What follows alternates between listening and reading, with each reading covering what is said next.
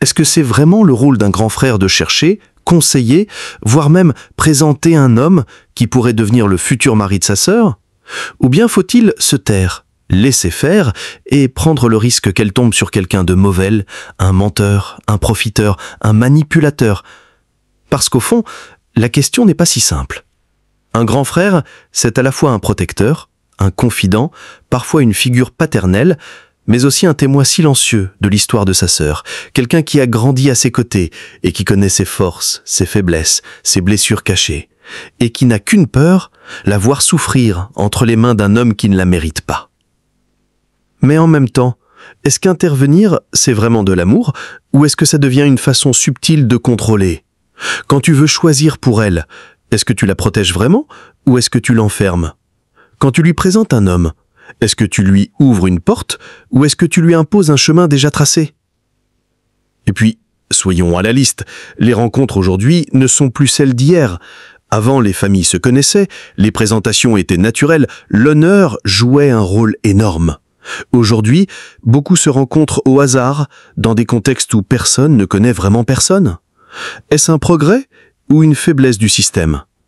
Et dans ce contexte, est-ce que le grand frère ne devrait pas justement redevenir un filtre, un garde-fou, quelqu'un qui voit ce que sa sœur, aveuglée par les émotions, ne voit pas? Parce qu'il faut le dire, l'amour rend aveugle. Quand une femme est touchée, séduite, charmée, elle peut croire à des promesses vides, à des belles paroles, et ne pas voir les signes rouges qui annoncent la catastrophe. Mais un frère, lui, il regarde différemment. Il n'est pas dans l'émotion, il est dans l'observation. Il capte les incohérences, il sent les failles, il repère les intentions cachées. Alors, doit-il se taire ou doit-il parler?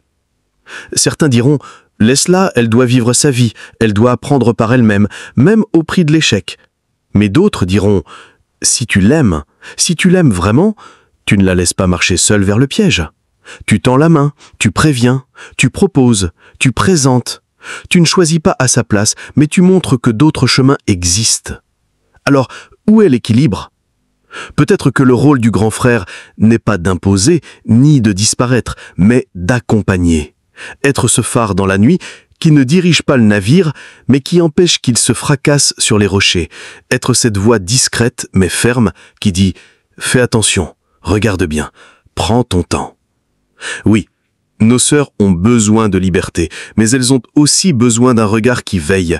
Et ce regard, ce n'est pas celui d'un juge, ni celui d'un bourreau, c'est celui d'un frère qui aime sincèrement, qui veut le meilleur pour elle, et qui sait qu'une erreur de cœur peut briser toute une vie.